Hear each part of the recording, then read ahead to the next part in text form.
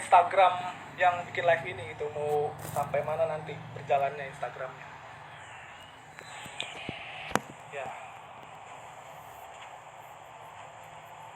kita ulang kemarin ya. Kita kemarin bicara soal pemulihan jiwa. Pemulihan jiwa itu sebenarnya sama dengan pemulihan gambar diri. Kalau jiwa kita dipulihkan, maka gambar diri kita bakal terus terbentuk, makin jelas gitu. Jiwa kita pulih, pandangan kita ke depan makin jelas. Mau jadi apa kita ke depan?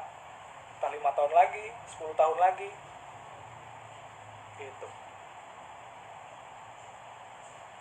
Pemulihan itu bisa terjadi melalui pertobatan yang sungguh-sungguh. Gitu. Kemarin bahas ya 5 sarana pemulihan jiwa. Gitu. Ada yang masih ingat? Yang pertama dulu apa? Ayo dibuka catatannya. Faktor-faktor.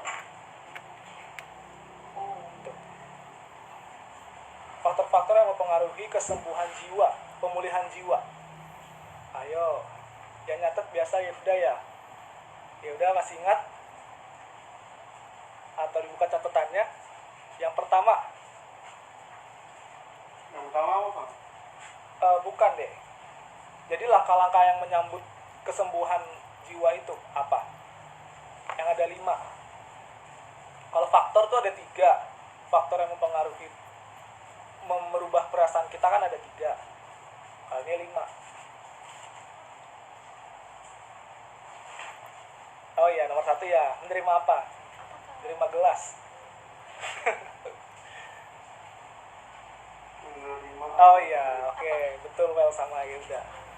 Yang pertama itu adalah menerima Yesus sebagai Tuhan dan Juru Selamat kita. Tuh. Ini langkah-langkah kita supaya kita bisa pulih jiwanya. Pertama, menerima Yesus dulu. Yang namanya menerima Yesus itu adalah berserah diri. Tuh. Berserah diri untuk dibentuk Tuhan. Itu yang pertama. Yang kedua itu adalah menerima segala. Oh iya, tadi ini lagi bicara poin yang pertama. Itu kalau namanya menerima Yesus itu adalah menyerahkan diri kita ke Tuhan untuk diubah.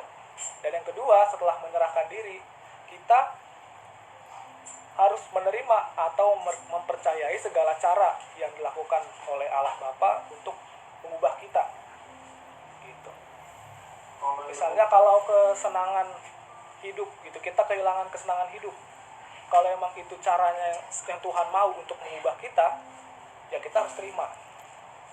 Kalau bangkrut itu adalah cara Tuhan untuk mengubah kita, kita harus terima. Gitu. Misalnya kita nggak punya uang, kita ketipu, gitu kan, zaman ini kan penipuan banyak. Entah kita ketipu jual beli online atau apa, oh, kita habis nih. Ya, mungkin Tuhan mau bentuk kita dari situ. Gitu. Dengan begitu mungkin kita bisa lebih hemat, lebih bisa jeli, bisa ngelihat orang yang jujur dan yang enggak. Gitu. Kalau kita harus kehilangan apapun, gitu, kita harus terima kalau itu cara-cara Tuhan. Itu namanya menerima Yesus sebagai Tuhan dan Juru Selamat. Gitu. Yang kedua, poin kedua apa sekarang? Poin kedua, langkah-langkah guna menyambut kesembuhan jiwa, pemulihan jiwa.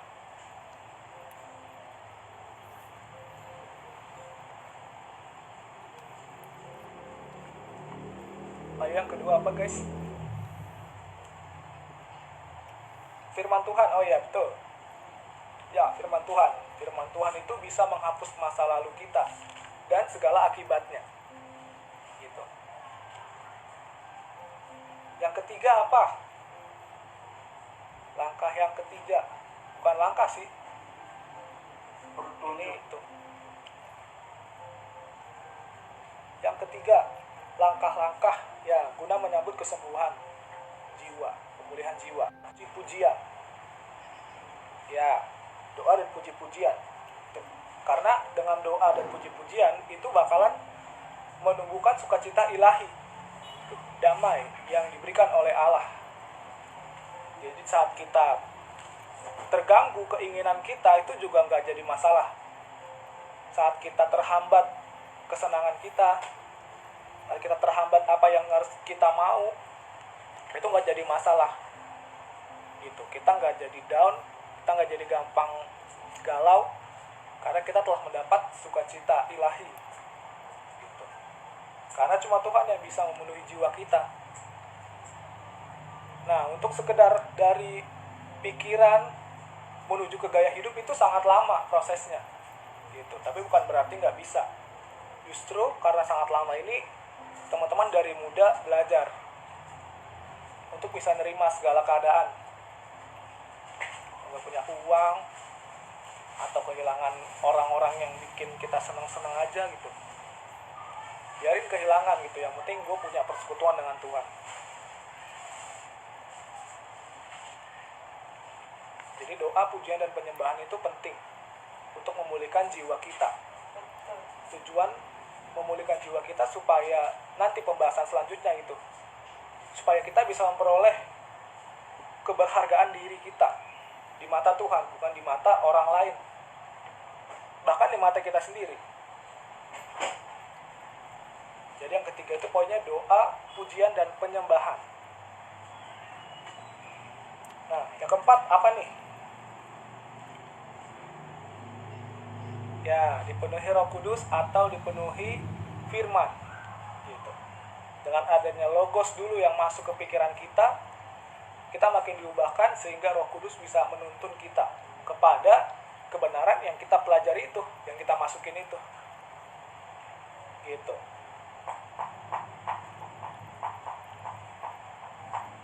Seperti Rasul Petrus yang kemarin gitu. Dia menjadi kuat, menjadi tahan banting karena dia telah dipenuhi oleh Roh Kudus gitu.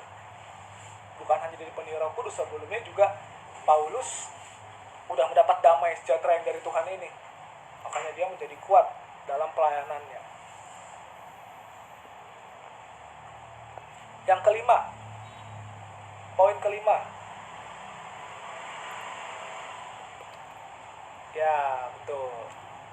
Komunitas atau persekutuan orang percaya. Ini yang penting. Untuk memulihkan jiwa kita perlu orang lain. Karena manusia itu adalah makhluk sosial.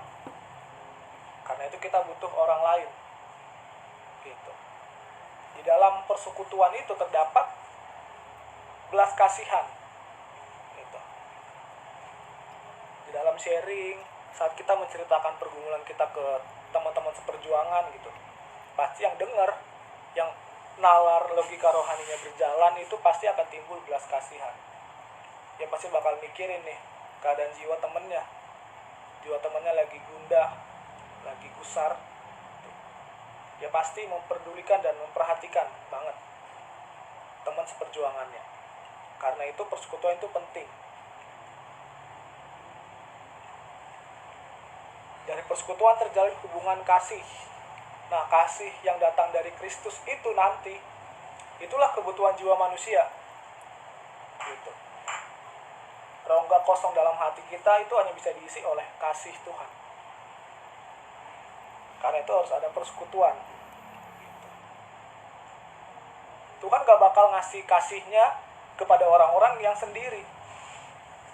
Nah, gak ada sejarahnya orang dikasih, dapat kasih, belas kasih dari Tuhan gitu ke orang-orang yang hidupnya sendiri.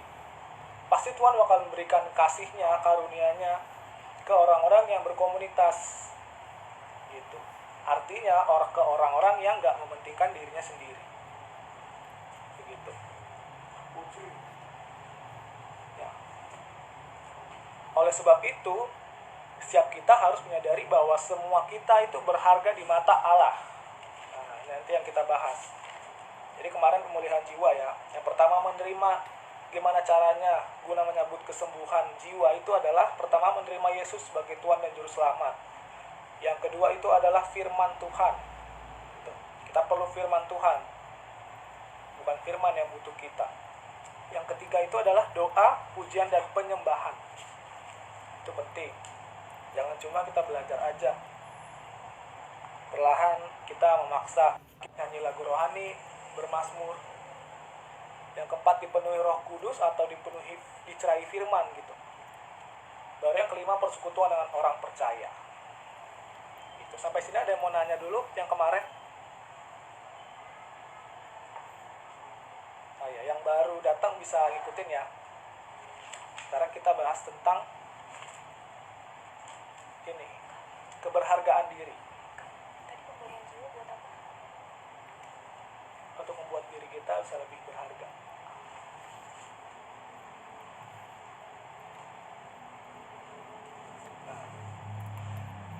Oke. Salah satu penyesatan yang dilakukan oleh iblis kepada setiap manusia, penyesatan itu bukan penipuan ya. Kalau penipuan itu hanya terjadi satu kesempatan, satu atau dua kali kesempatan dia ditipu. Tapi kalau penyesatan itu terjadi berangsur-angsur selama hidup orang itu gitu, dicuci otaknya dengan hal yang salah gitu. Makanya terjadi penyesatan, bukan penipuan. Jadi iblis bukan menipu kita, tapi menyesatkan kita, meracuni pikiran kita. Salah satu penyesatan yang dilakukan iblis kepada manusia adalah tidak menghargai diri manusia, tidak menghargai dirinya sendiri.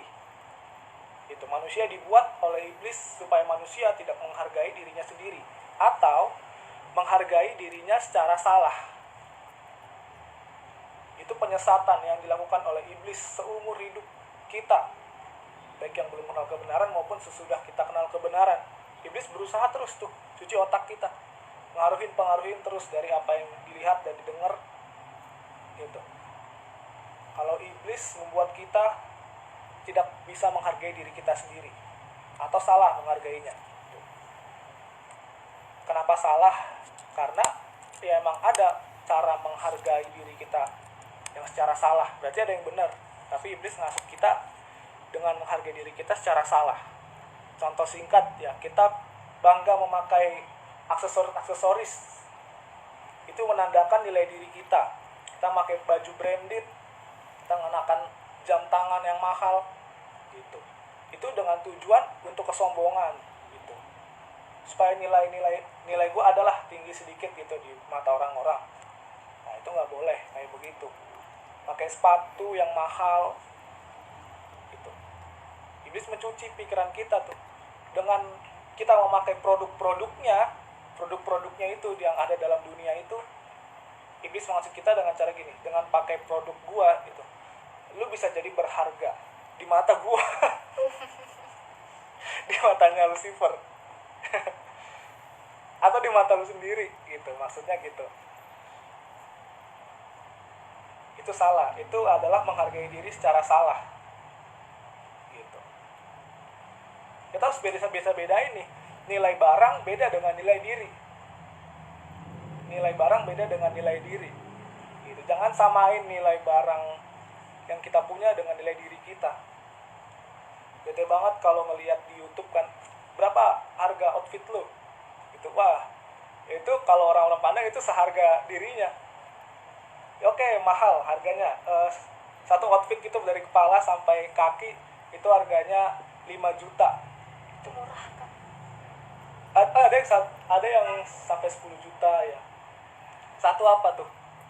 1 M. Oh ya ada anak sekolah juga tuh, ada anak sekolah. Saya itu ngintip aja dari temen. Sampai 1 M dari kepala sampai kaki. Gila anak sekolah itu. Ya berarti harga dirinya cuma segitu. Parah. Iya benar juga. Rendah banget ya. Karena kalau dia dibeli itu, ya pun gampang sekali gitu kan. Amit ya, nggak boleh ya. Ya jangan samain nilai barang dengan nilai diri. Itu adalah hal yang sangat jauh banget berbeda. Gitu. Kalau cowok mah santai aja. Tapi ada juga kalau cowok yang cowok yang nilai dirinya dari nilai barang ada gitu. Cuman hati-hati untuk yang kaum wanita, kemeja Kispreya cukup ya bang. karena sekarang di Oxford ada wanita. Oke, Oke, nggak apa-apa ya.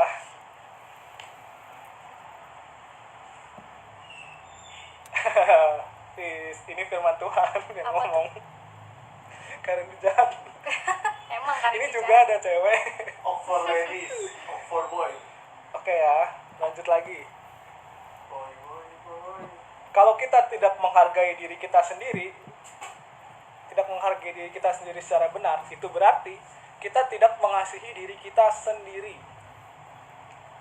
Tidak mengasihi diri kita sendiri. Tidak bisa mengasihi diri kita sendiri sama dengan tidak bisa mengasihi Allah dan sesama. Gitu. Karena langkah utama untuk mengasihi pribadi di luar kita adalah mengasihi diri kita terlebih dahulu. Gitu. Kalau kita mengasihi diri kita sendiri secara benar, otomatis kita bisa mengasihi Tuhan dan mengasihi orang-orang yang kelihatan. Gitu. Karena yang itu ya di Alkitab ya, kasihilah sesama manusia seperti dirimu sendiri. Gitu.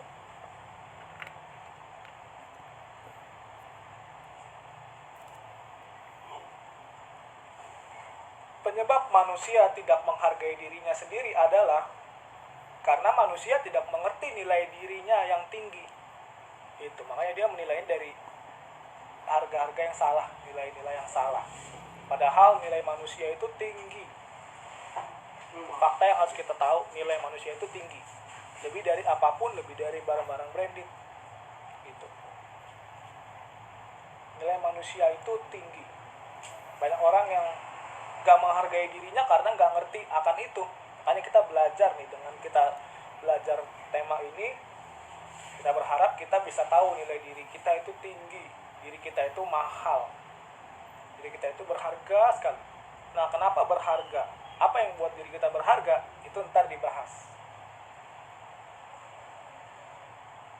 Nah, orang-orang yang menilai dirinya secara salah atau tidak menghargai dirinya sendiri, itu secara nggak langsung akan mengantarkan dirinya secara nggak langsung ke dalam api kekal. Ini bahaya. Gitu. Dia buta akan nilai tinggi dirinya sendiri, sehingga secara nggak langsung dia berjalan ke dalam api kekal. Wah, dia bikin kiamat dirinya sendiri. Gitu. Orang-orang yang menghargai dirinya dengan harga barang-barang, itu dia auto jalan ke api kekal.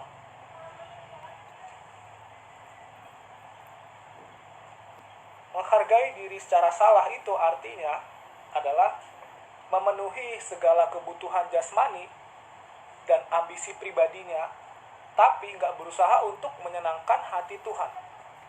Itu namanya menghargai diri secara salah.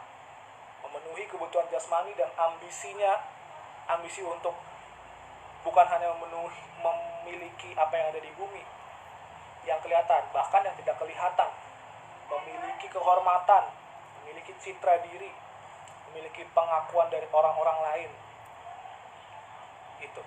Itu namanya orang-orang yang menghargai dirinya secara salah, menghargai kebutuhan jasmani, memenuhinya dan berambisi, tapi nggak berusaha menyenangkan hati Tuhan. Ini yang salah banget. Ketika seseorang memuaskan hati Tuhan, maka sebenarnya ia telah menghargai dirinya sendiri. Itu benar. Berarti adalah caranya kita menghargai dirinya sendiri adalah kita memuaskan hati Tuhan. Kenapa begitu? Ayo. Karena sebenarnya adalah manusia itu tercipta hanya untuk Tuhan saja. Itu tujuan hidup manusia. Manusia emang tercipta hanya untuk Tuhan. Karena itu manusia yang menghargai dirinya secara benar adalah manusia yang benar-benar tercipta untuk Tuhan, benar-benar menyukakan hati Tuhan lewat sikap. Gitu. Bukan hanya lewat pemahaman-pemahaman kita yang benar. Gitu. Kalau kita pikir kita menyukakan hati Tuhan dengan cara kita mengetahui apa yang benar saja, itu keliru. Gitu. Kalau firman yang kita pahami itu tidak terwujud dalam tindakan, itu belum cukup dikatakan kita mencintai Tuhan. Gitu. Jangan merasa pesimis dulu. Perjuangan masih panjang gitu. Makanya setiap hari kita memohon belas kasihan Tuhan supaya kita tetap hidup, supaya kita dikasih kesempatan lagi untuk mencoba. Try setiap hari adalah percobaan, setiap hari adalah belajar gitu. Makanya kita perlu hidup. Berdoalah supaya teman-teman hidup dulu, supaya bisa menggenapi rencana Tuhan. Coba kita buka dulu Roma 11 ayat 36. Ayo tolong dibuka Roma 11 ayat 36. Itu adalah bukti bahwa kita tercipta untuk Tuhan. Roma 11 ayat 36. Di sini dibilang nih, sebab segala sesuatu adalah dari Dia dan oleh Dia dan kepada Dia. Bagi Dialah kemuliaan sampai selama-lamanya. Dari Dia, oleh Dia, dan kepada Dia. Gitu. Bukan dari Dia kepada kita. Dari Dia, oleh Dia, kepada Dia. Semuanya ke Tuhan. Gak ada ayat yang bilang dari Dia kepada kita. Dari Dia, oleh Dia, kepada kita. Gak ada. Oke, makasih Wel. Banyak orang yang gak menyadari bahwa dirinya sebenarnya itu sangat berharga. Banyak orang yang gak sadar. Banyak orang yang telah disesatkan oleh iblis bahwa dirinya itu sebenarnya itu berharga gitu. Makanya agak miris kalau orang-orang yang belajar firman melihat orang-orang yang masih ngejar hal-hal yang dimiliki dunia, masih mau beli ini, demen beli ini. Ya, sisi gelap manusia lama kita kadang masih iri ya gitu. Wah, dulu gue kagak punya ini, sekarang gue udah tahu kebenaran, gue kagak punya lagi itu. Makin gak punya lagi. Ada yang nunggu digabung di Zoom. Eben sama siapa nih? Siapa? Kayaknya Ben doang. Beda.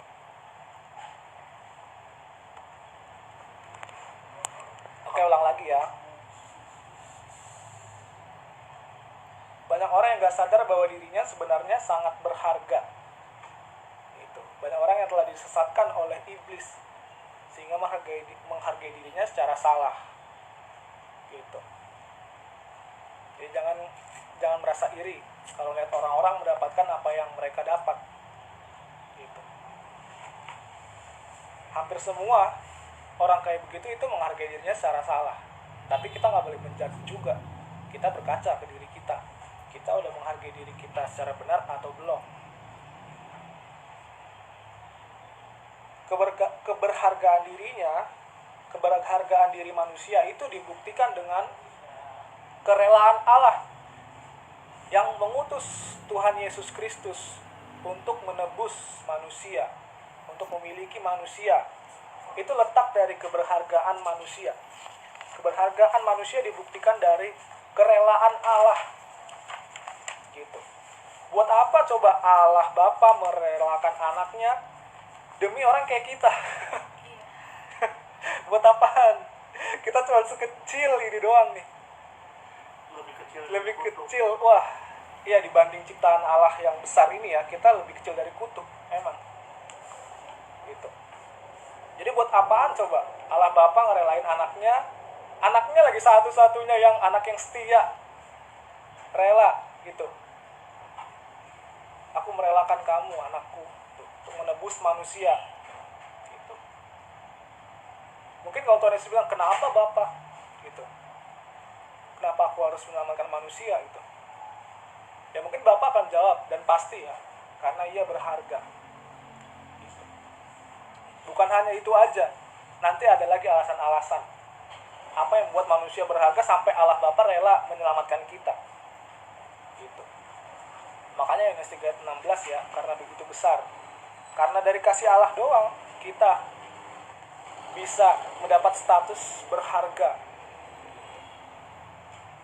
Jadi jangan gampang putus asa, gampang minder. Ingat aja tema komsel ini. Kalau lagi galau, down, saat ekspektasi nggak sesuai realita, gitu. Ingat aja nih bahwa kita berharga. Jadi itu ya, tolak ukur keberhargaan kita itu dilihat dari kerelaan Allah mengutus Yesus untuk menebus kita. Mengapa manusia tidak menghargai dirinya? Ini ada 3 faktor. Manusia kenapa tidak menghargai dirinya?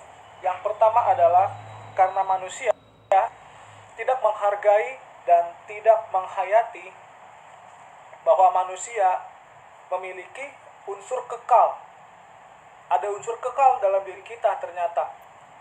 Walaupun kita lihat orang-orang mati atau meninggal, ternyata di dalam diri orang itu ada unsur-unsur kekal. Ada unsur yang tidak mati maksudnya. Yang bersumber dari Allah. Coba kita buka lagi Kejadian 2 ayat 7. Nah, ini bukti. Kejadian 2 ayat 7. Bagaimana sih caranya kita mendapat unsur kekal itu?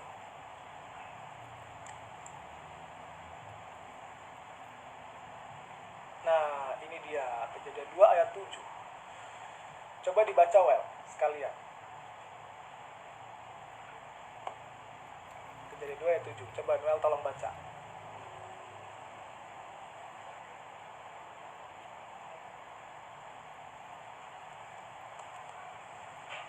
Apa? Oh iya. Kejadian 2 ayat 7.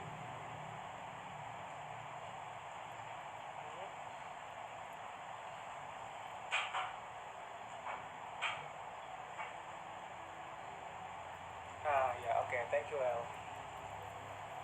Itu buktinya. Bahwa dalam diri manusia ada unsur kekal.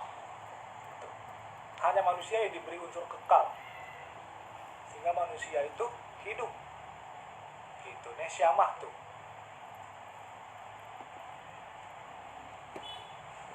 Tuh hewan tidak diberi nafas hidup. Manusia diberi.